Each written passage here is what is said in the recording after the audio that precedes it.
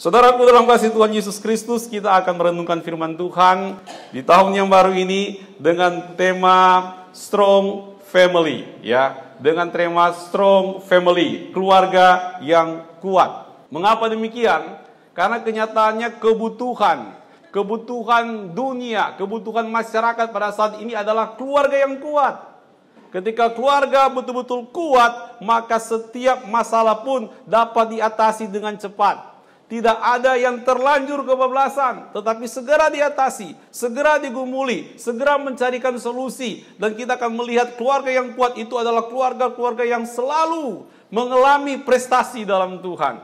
Kuat dalam iman, kuat dalam meresponi persoalan, kuat dalam menghadapi goncangan dan sebagainya. Jadi strong family adalah jawaban kehidupan kita semuanya. Yang setuju katakan amin. Kalau bicara keluarga, bicara rumah, ada istilah kan, kalau bicara keluarga gitu ya. Rumah, ada dua istilah. House itu artinya rumah. Dan home juga artinya rumah. Ya. Kalau house, rumah yang dibangun dengan tangan. Tetapi kalau home, itu adalah rumah yang dibangun dengan hati. Jadi beda banget ya. Jadi orang bisa mempunyai rumah, bisa mempunyai house yang besar, yang gede dan hebat sekali, menarik sekali, tetapi belum tentu di dalamnya ada home. Belum tentu di dalamnya ada home, karena rumah atau house dibangun oleh tangan apa aja bisa, sesuai dengan kekuatan dan kemampuan. Persoalannya apakah di dalam sebuah rumah itu ada home di dalamnya? Yaitu rumah tangga, keluarga yang dibangun dengan hati. Dibangun dengan hati, yang dibangun memang satu hubungan yang dekat, dengan kesungguhan, dengan perhatian. Ini kunci untuk memiliki strong family. Artinya begini ya Bapak Ibu, rumah yang megah, yang bagus dan sebagainya, tidak menjamin di dalamnya ada suasana kekeluargaan. Betul? Rumah yang mewah, yang menarik dan sebagainya, bisa jadi masuk misalnya di TV dan sebagainya, disiwa buat sinetron atau apa, terserahlah.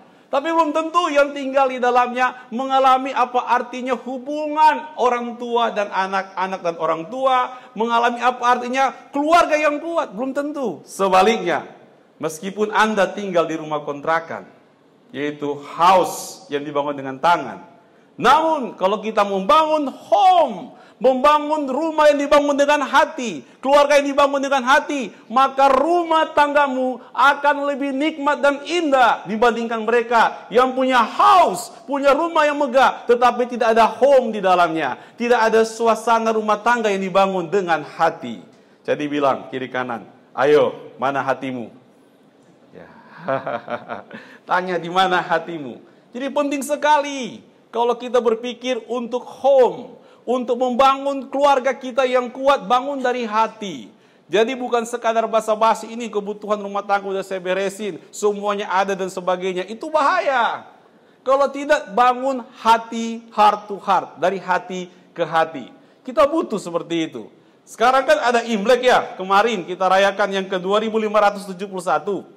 Biasanya kan Imlek, ada malam Imlek ya, kita makan bareng sama keluarga. Makan bareng dengan keluarga besar. Pada kumpul, ya. Pada kumpul semua, ngumpul, makan, cerita sampai tengah malam. Wah, happy sekali. Ini homey. Ini suasana home yang sangat menarik. Jadi hubungan kekeluargaan itu tercipta dengan baik. Kalau itu terus terbangun enak. Tapi kalau Anda kata tidak ada kekerabatan, tidak ada ikatan persaudaraan yang kuat antar anggota rumah tangga. Kalau Imlek begini gimana coba? Mau datang nggak? Sama Koko, sama Cece, atau sama Engkong? Siapa yang paling tua di rumah itu mau datang nggak? Iya sih datang, karena tradisi. Tetapi kan hatinya nggak damai. Hatinya kurang puas gitu ya. Jadi datang cuma formalitas dan sebagainya. Jadi Imlek sebenarnya mengingatkan kita pentingnya untuk ada homey. Sama-sama bilang, homey. Ya, suasana kekeluargaan yang menarik. Sehingga pada saat ini kita akan belajar bagaimana membangun keluarga yang kokoh. Bagaimana membangun keluarga yang kuat. Kita akan lihat slide yang berikut ini. Poin yang pertama adalah pastikan bahwa Tuhan sebagai fondasi rumah tangga Anda. Pastikan bahwa Tuhan itu sebagai fondasi keluargamu. Kenapa? Karena Tuhan adalah arsitek yang merancang dan membangun rumah tangga. Kita lihat firman Tuhan. Mazmur 127 ayat yang ke-1 bagian A. Kita baca bersama-sama. 1, 2, 3. Jikalau bukan Tuhan yang membangun rumah, sia-sialah usaha orang yang membangunnya. Jika bukan Tuhan yang membangun rumah, sia-sia semuanya. Usaha orang bangun rumah sia-sia. Di awal tahun ini kita dapat berita kan, di Sleepy. Ada bangunan 4 lantai. Rontok, ambruk, bruf. Di dalamnya, bawahnya ada minimarket.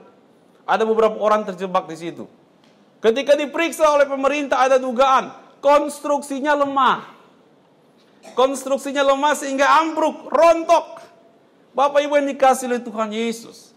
Coba bayangkan, engkau menghabiskan waktu, tenaga, memperhatikan rumah tangga, memperhatikan keluarga. Kita perhatikan anak-anak dengan sebaik-baiknya. Tetapi fondasinya nggak kuat. Fondasinya bukan Yesus Kristus. Apa yang terjadi? Satu saat nanti akan rontok seperti bangunan 4 lantai itu. Ketika hujan lebat, truk, hancur. Dan biasanya yang mendadak-mendadak seperti ini memakan korban. Dan korban pertama kali di dalam rumah tangga, kalau ada runtuh seperti ini, adalah orang-orang yang paling kita cintai. Pasti. Bukan orang yang tidak kita kenal. Adalah orang-orang yang paling kita cintai akan terima akibatnya. Dan kita tidak mau itu terjadi. Amin. Kita tidak mau itu terjadi. Sehingga kita perlu untuk memastikan bahwa di dalam rumah tangga kita ini, di dalam keluarga kita ini, dasarnya adalah Yesus Kristus, tidak ada yang lain. Fondasinya adalah Yesus Kristus. Prinsip-prinsip dari Tuhan, itulah yang kita bangun dalam rumah tangga kita. Kita harus percaya bahwa Tuhanlah arsitek yang merancang, bahkan membangun rumah tangga kita. Membangun rumah tangga kita menjadi lebih baik lagi. Bapak Ibu yang dikasihi oleh Tuhan Yesus Kristus, saya berpikir bahwa Tuhan terlalu baik memberikan contoh kepada kita. Bagaimana Tuhan memberikan contoh bagi rumah tangga. Kenapa? Karena Bapa di sorga, Tuhan yang ada di sorga kita panggil dengan Bapa, dan kita adalah anak. Artinya kita ini adalah keluarga dengan Bapa di sorga. Jadi Tuhan sudah memberikan contoh-contoh lewat kebenaran firman Tuhan. Antara Tuhan dengan dirimu, itu suatu contoh yang baik untuk mendapatkan fondasi, dasar yang kuat, membangun rumah tangga kita. Misalkan Tuhan mengajarkan kepada kita tentang relasi, betul? Tuhan mengajarkan hubungan, di mana Bapa di sorga dan kita sebagai anaknya harus belajar berelasi dengan Tuhan, belajar berkomunikasi dengan Tuhan, belajar berhubungan dengan Tuhan dengan akrab dan intim. Ini suatu contoh sebenarnya, di dalam rumah tangga kita, dalam keluarga, kita belajar membangun hubungan yang akrab. Ada komunikasi antara suami dan istri, istri dan suami, anak-anak dan orang tua. Bangun hubungan, bangun relasi. Ini kunci. Karena kita ingin bangun home. Kita ingin bangun home, bukan house. Kita ingin membangun rumah tangga kita dari hati kita, bukan dari yang lain. Amin. Kita harus belajar untuk melakukan hal itu. Dan saya catat di sini Bapak Ibu yang dikasihi oleh Tuhan Yesus. Kendalanya dalam hal komunikasi dalam rumah tangga adalah kita harus belajar untuk bicara dengan anak itu, bicara dengan suami, dengan istri itu tulus. Memang niatnya baik untuk ngomong. Dan kita ngomongnya yang benar. Dan menyenangkan. Ada orang tua ngomong baik belum tentu benar. Ada orang tua ngomong baik, ngomong benar, tapi kagak menyenangkan buat anaknya. Bikin bete aja kalau dengar. Akhirnya apa? Komunikasi rusak. Suami istri juga begitu. Mungkin istri ngomongnya tulus gitu, ya. Mungkin dia ngomongnya tulus. Dia ngomongnya benar, tapi kagak menyenangkan dengarnya. Karena mungkin situasi, kondisi nggak pas. Karena mungkin ya memang sudah latihan dari dulu perempuan kalau ngomong katanya, wah, sangat nikmat kalau ngomong kayak makan cabai gitu ya. Sama makan mendoan. Sudah terbiasa seperti itu. Jadi kita belajar. Untuk kita bangun komunikasi, kita belajar bicara dengan baik. Kita belajar bicara dengan benar. Kita belajar bicara yang menyenangkan. Itu penting sekali. Supaya di rumah kita, keluarga kita terasa suasana hominya. Terasa dengan hubungan yang baik yang kita bangun. Bapak Ibu, kalau ada andai kata istri nanya, halo Papa sayang, suami langsung mikir, ada maunya nih. Tiba-tiba WA kayak gini. Ya, udah curiga duluan. Kok curiga ya? Dibilang halo Papa sayang. Kenapa harus curiga? Ya karena komunikasinya nggak jelas. Karena pengalaman-pengalaman kemarin-kemarin yang kurang mengenakan. Kalau andai kata papanya bilang, Ma lagi ngapain di rumah? Baik-baik aja. Maksudnya apa nih? Jangan-jangan lagi nih. Ya, rencana pulang telat ntar malam. Jadi sudah ada niat-niat yang nggak tulus di situ. Jadi penting kita membangun hubungan di dalam keluarga itu. Hubungan itu harus baik, benar, dan menyenangkan. Nggak cukup dengan baik dan benar, tapi nyenengin. Nyenengin orang yang dengar. Nyenengin anak kita waktu dengar. Nyenengin ketika orang tua bicara, anak bicara itu nyenengin orang tua waktu dengar. Bukan dibuat-buat, bukan. Kalau memang salah, ya salah. Tapi cara ngomongnya itu, ya ada keakraban lah. Ada suasana yang enak yang seperti itu. Kalau enggak bisa kebablasan. Bisa repot. Sulit kita membangun strong family. Tuhan sudah kasih contoh kepada kita. Bangun keakraban diri kita dengan Bapa di sorga. Kita juga dalam keluarga bangun relasi. Katakan relasi. Puji Tuhan. Dan yang kedua, kita harus belajar untuk mengampuni. Mengapa harus mengampuni? Bapak Ibu, banyaknya salah Anda di sekolah, di kuliah, atau di kantor, lebih banyak engkau bikin kesalahan di rumah. Betul? Ya? Engkau kerja, engkau kuliah, mahasiswa, engkau sekolah, engkau dagang, dan sebagainya. Mungkin banyak bikin kesalahan. Tapi paling banyak bikin kesalahan adalah di dalam rumah. Rumah itu tempat memproduksi kesalahan. Banyak sekali. Mulai dari kita masih belajar jalan, udah salah. Kita belajar makan, sudah salah. Kita ngomong baik, salah juga ditanggapi. Semuanya serba salah. Cobalah. Ini coba aja yang mau ya. Tapi nggak dipaksain.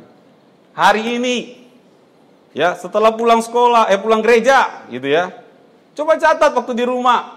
Hitung dia salah apa nih.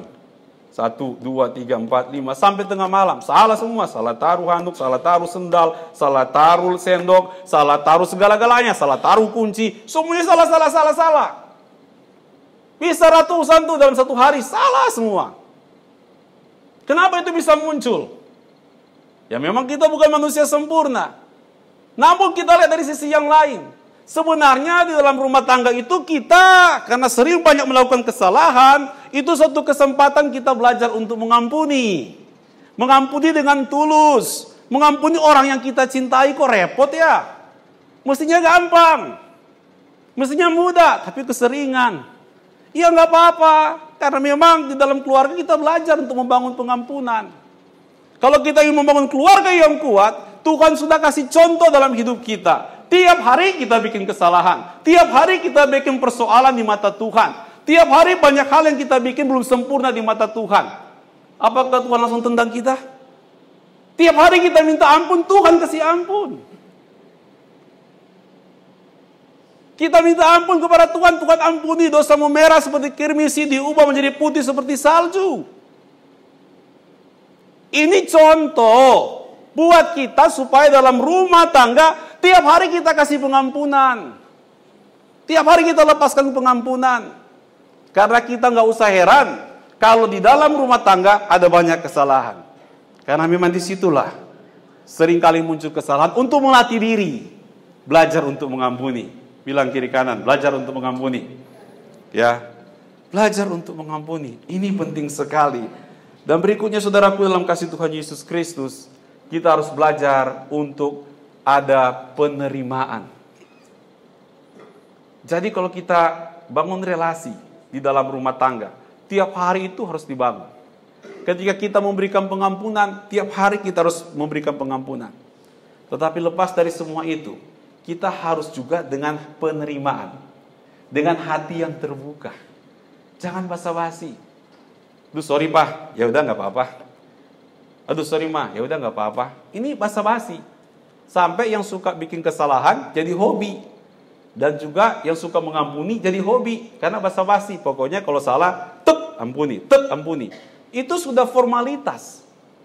Tapi kalau dari dengan penerimaan, kita menerima setiap anggota rumah tangga. Kita terima dengan hati yang terbuka buat suamimu plus minusnya, buat istrimu plus minusnya, anak-anakmu kelebihan dan kelemahannya. Ketika dia melakukan kesalahan sekalipun, ketika engkau mengampuni dia, di dalamnya ada banyak faedah-faedah pembentukan diri.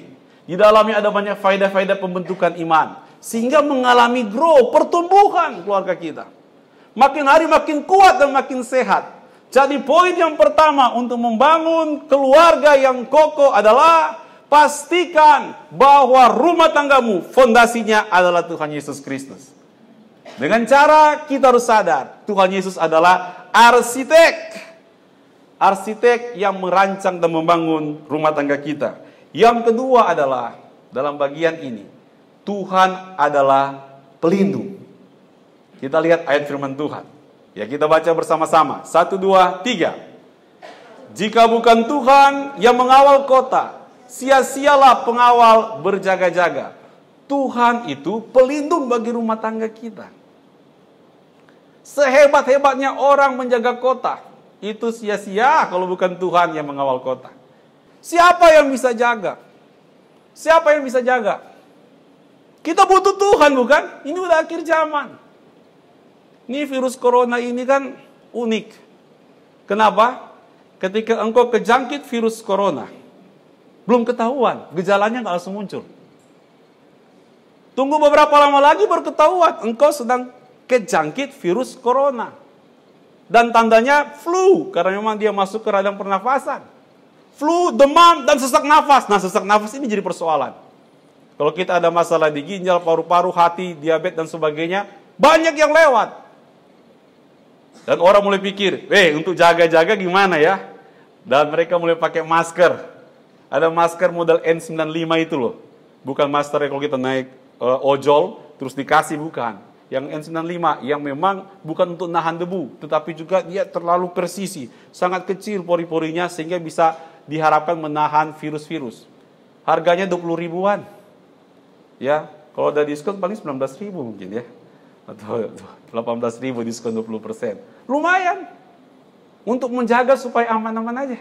Kita nggak tahu siapa yang bikin ini virus. Apakah sengaja untuk sebagai barang perang kimia, biologi, kita nggak tahu. Ataukah memang dari hewan terus berkembang biak dari katanya kelelawar sampai ke ular, ke manusia dan sebagainya. Kita nggak ngerti. Yang kita ngerti adalah dunia ini makin hari makin jahat. Betul? Dunia ini makin hari makin jahat. Kita butuh Tuhan melindungi kita. Kita butuh Tuhan untuk menjaga kita. Sehebat-hebatnya kita, sekuat-kuatnya kita, kita butuh Tuhan. Jadi untuk mengalami keluarga yang kuat, pastikan engkau sungguh-sungguh mengandalkan Tuhan dalam rumah tanggamu. Jangan mengandalkan hal-hal yang lain. Dalam peristiwa-peristiwa yang menakutkan seperti ini kita harus belajar. Kita harus belajar untuk terus mengandalkan Tuhan. Persoalan bisa datang mendadak. Pergumulan bisa datang mendadak. Ada yang bisa terdeteksi, ada yang memang udah kejadian dulu, baru terdeteksi. Oh ada masalah ya, ada persoalannya. Itu bisa terjadi. Namun orang yang kuat dalam Tuhan, orang yang belajar berlindung kepada Tuhan, biasanya mereka lebih tough dan mampu melewati persoalan itu. Yang setuju katakan amin. Ayo mari, pastikan rumah tangga kita dibangun sungguh-sungguh. Sungguh-sungguh dibangun dengan Tuhan sebagai fondasinya. Itu terlihat kalau engkau berkata, Tuhan engkaulah arsitek untuk keluargaku. Engkaulah pelindung buat keluargaku. Dan kita lihat ayat yang berikutnya. Tuhan adalah sumber persediaan. Mari kita lihat Mazmur 127 ayat yang kedua. Kita baca bersama-sama. 1, 2, 3.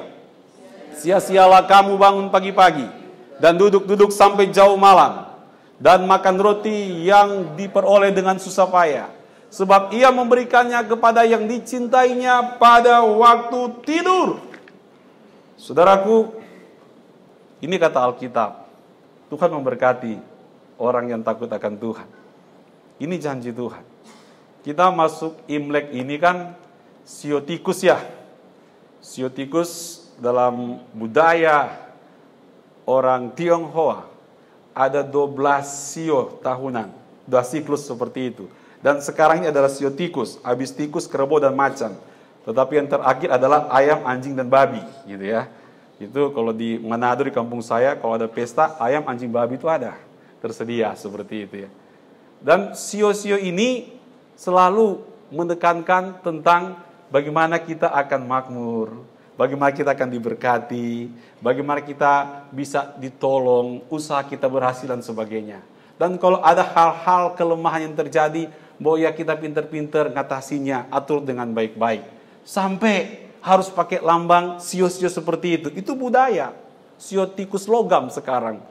Ya, sio tikus logam kalau nggak salah. Lebih lanjut lagi jangan tanya saya kan cuma tahu-tahu sedikit gitu ya. Seperti itu.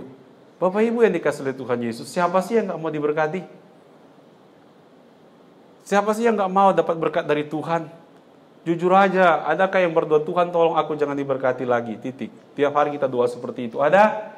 Ya, jangan Tuhan, jangan diberkati deh saya. Cukup, stop Tuhan. Ya, keran-keran surga tutup semua. Pindahin ke Pastor James aja. Ada yang doa kayak gitu? Ya, yang ada ya Tuhan, pastor saya diberkati, saya juga diberkati. Amin. Ya, yang ada itu biar dicurahkan berkat. Itu lumrah, itu biasa. Dan firman Tuhan berkata ketika kita kerja siang dan malam, habis-habisan.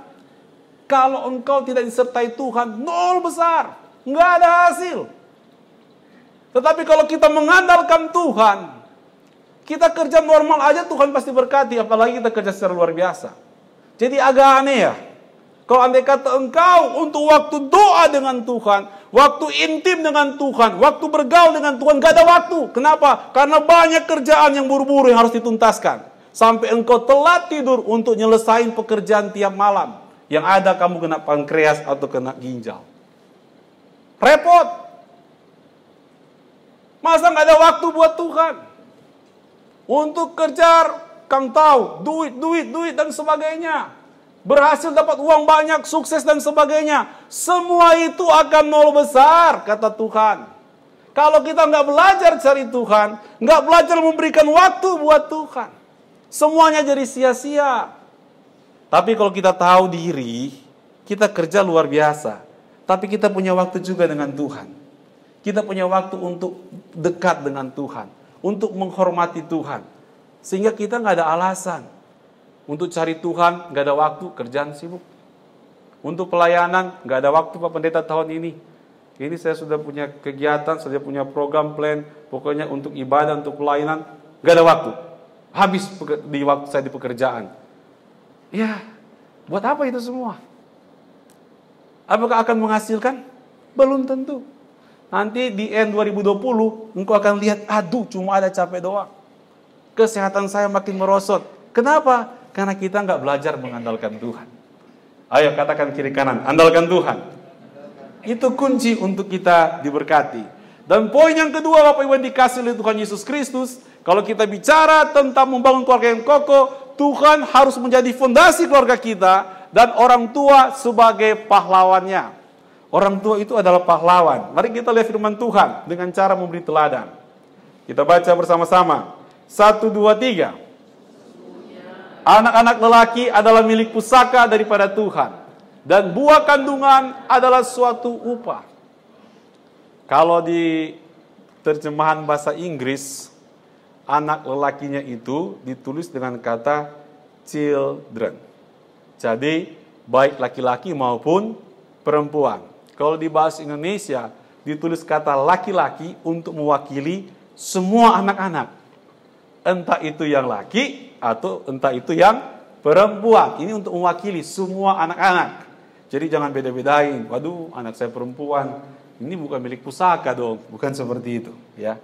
Dan milik pusaka yang ditekankan oleh Tuhan kepada kita di sini adalah bahwa bukan harta, bukan benda. Dalam konteks ini bukan warisan harta tentang milik pusaka. Tapi milik pusaka itu bicara tentang manusianya.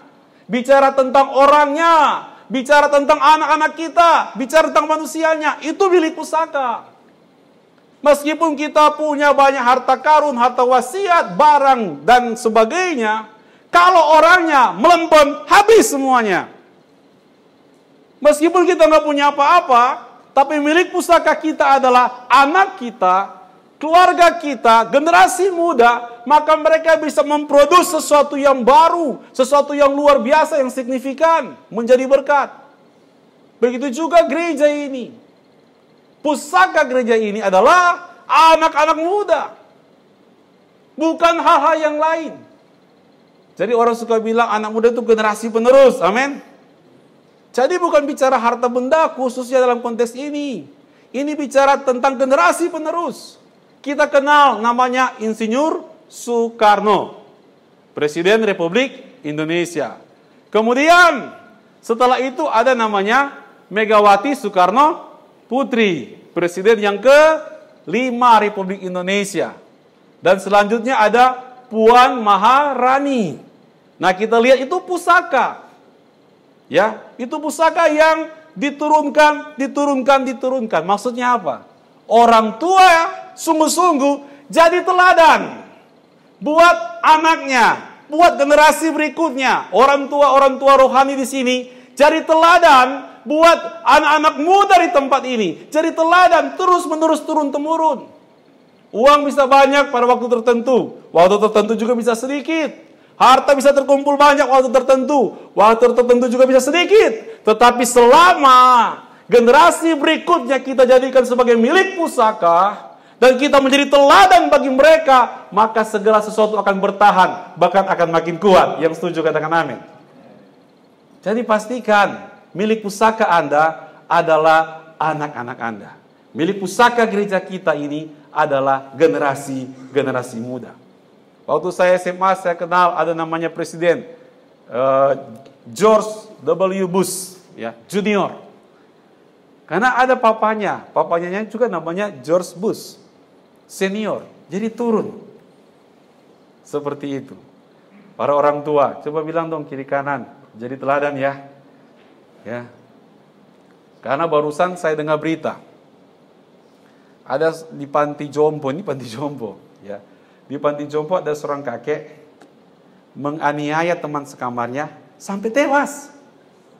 Tentu teman sekamarnya tentu kakek-kakek juga kan? Nggak mungkin enggak. Dia sesama kakek-kakek. Ya, dianiaya sampai tewas. Jadi akhirnya tempatnya bukan di rumah jompo tapi dibawa ke polsek. Ini orang tua. Nggak jadi contoh, nggak jadi teladan. Ingat, kita orang tua ini adalah pahlawan untuk memberikan teladan buat anak-anak kita. Yang berikutnya kita lihat, memberi disiplin. Kita lihat Mazmur 127 ayat yang keempat. 1, 2, 3. Seperti anak-anak panah di tangan pahlawan, demikianlah anak-anak pada masa mudanya. Bapak Ibu dikasih Tuhan Yesus, kalau perang zaman dulu, ya, untuk melindungi tentara yang di medan tempur itu, biasanya anak-anak panah itu dilemparin atau ditakcus. Untuk apa? Untuk melindungi tentara yang ada. Untuk memberikan perlindungan. Dan biasanya pasukan-pasukan pemanah ini betul-betul menjadi pahlawan. Mereka bisa menyerang musuh dari jarak jauh. Itu bisa dilakukan dengan cara apa? Itu dilakukan dengan cara disiplin. Tanpa disiplin itu nggak akan terjadi. Karena musuh masih jauh. Mereka mesti latihan untuk pakai panah itu dengan baik dan benar. Cara nariknya dan sebagainya, sasarannya mesti persisi. Mesti kena kepada musuh yang jauh di sana. Itu butuh disiplin. Orang tua, pada saat ini kita diajar oleh Tuhan bahwa kita adalah pahlawan bagi generasi berikutnya. Oleh sebab itu, ajarlah disiplin kepada anak-anak kita. Kita tahu bersama bahwa kita nggak usah bicara orang pintar atau orang kurang pintar, nggak perlu. Karena otak manusia 95% jarang dipakai. Biasanya cuma dipakai 5%, maksimal 10%. Jadi kalau ini IQ-nya tinggi, ini IQ-nya biasa, ini sedang-sedang saja. Kok kenapa yang sedang-sedang saja, yang biasa aja yang lebih berhasil ya? Yang pintar-pintar begini kagak berhasil. Kenapa ya? Waktu kelas dulu sekolah SMA dia paling pintar. Sekarang apa? Jadi ojol. Ini kok kita tahu biasa-biasa aja. Tiap kali guru ngajar nanya melulu, nanya kagak ngerti. Tapi mungkin dia jadi dirut di situ. Sekarang jadi berhasil. Punya usaha yang besar. Bisa membawa pengaruh yang banyak bagi masyarakat. Bisa berhasil seperti itu. Apa sih yang membedakannya? Apakah IQ? Bukan.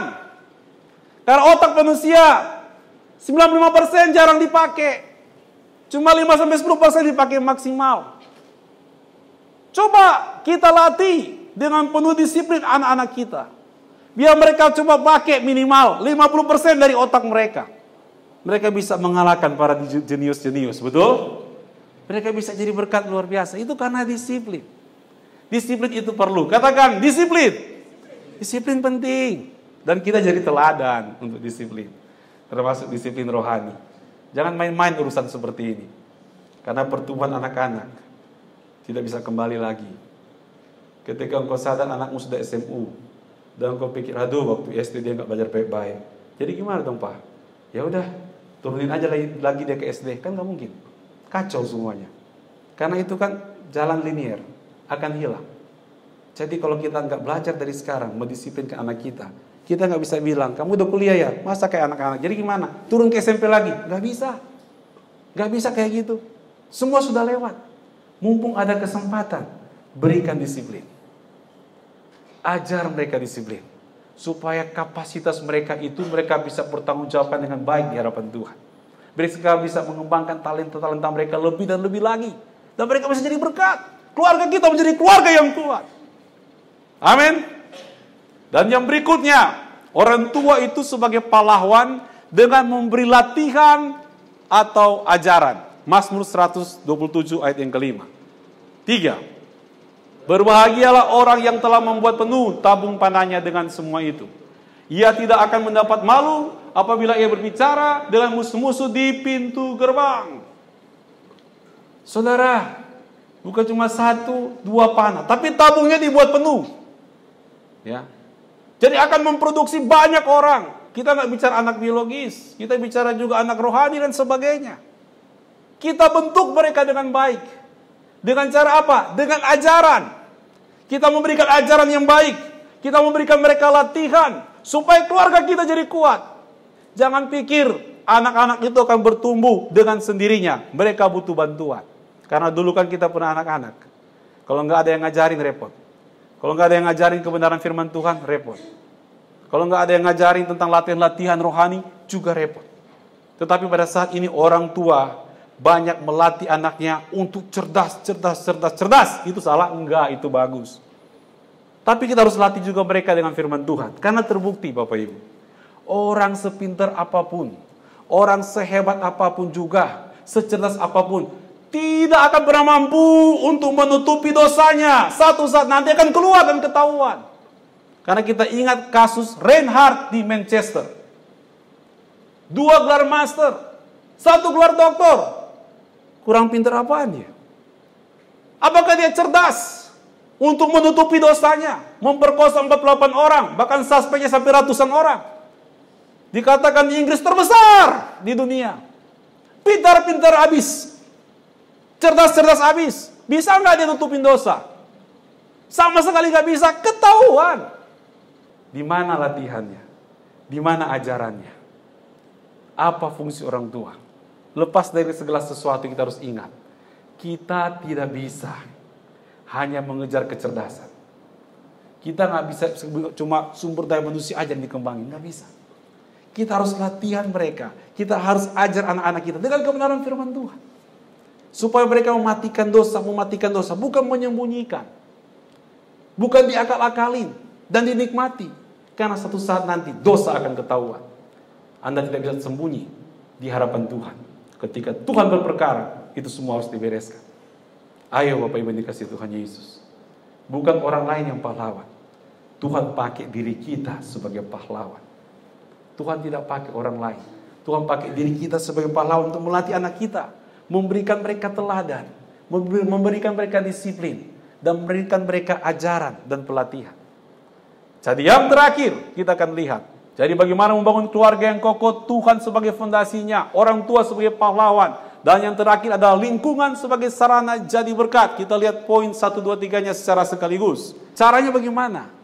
Bahwa kita harus pakai lingkungan sebagai sarana jadi berkat.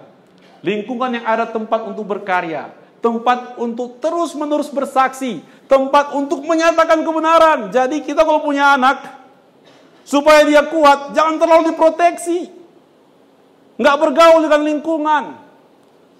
Nggak ada interaksi dengan lingkungan yang ada. Baik di lingkungan sekolah, kagak.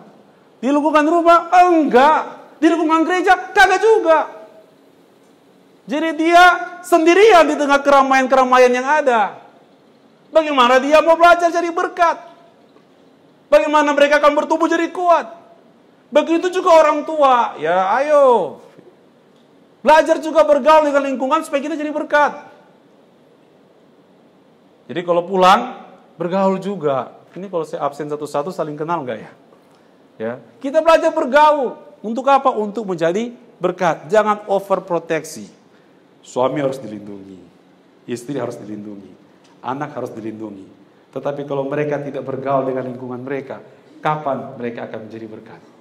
Ketika kita jadi berkat, ada kesaksian yang kuat. Oh ternyata rumah tangga kita, rumah tangga yang menjadi berkat bagi orang lain. Dan engkau akan tahu, engkau akan makin hari makin memiliki rumah tangga yang kuat. Saya sudah selesai. Saudara dalam kasih Tuhan Yesus Kristus, firman Tuhan berkata begini, bulu yang patah tidak akan diputuskannya. Orang yang jatuh tidak akan sampai tergeletak. Kalau kita menyadari, selama ini kita mungkin sudah memperhatikan rumah tangga kita, sudah memperhatikan keluarga kita, tetapi kita bilang, aduh Tuhan, ternyata banyak hal yang keliru yang terjadi. Ingat baik-baik, di dalam Tuhan selalu ada kesempatan yang baru. Amin. Di dalam Tuhan ada kesempatan yang baru. Kita nggak perlu lihat yang di belakang. Kita melihat yang ada sekarang. Tuhan kasih kesempatan apa saja. Ayo kita tata dengan rapi. Kita lakukan menurut firman Tuhan. Jangan terlalu berharap, aduh seandainya 20 tahun yang lalu. Seandainya pada waktu saya pacaran saya siapin semua ini. Ini persoalannya saya sudah menikah 30 tahun. Nggak usah mundur. Karena hidup ini nggak bisa atrek. Tetapi dari sekarang ke depan, lihat kesempatan-kesempatan apa saja untuk memperkuat keluarga kita. Memperkuat suami. Kalau suami nggak ada, memperkuat anak. Memperkuat istri. Kalau istri nggak ada, memperkuat anak-anak dan cucu-cucu. Kalau juga nggak punya, memperkuat generasi muda. Karena kita adalah keluarga rohani, amin. Perkuat mereka. Sehingga kita memiliki keluarga yang kokoh dalam Tuhan. Selalu ada kesempatan dalam Tuhan Yesus. Mari kita berdoa.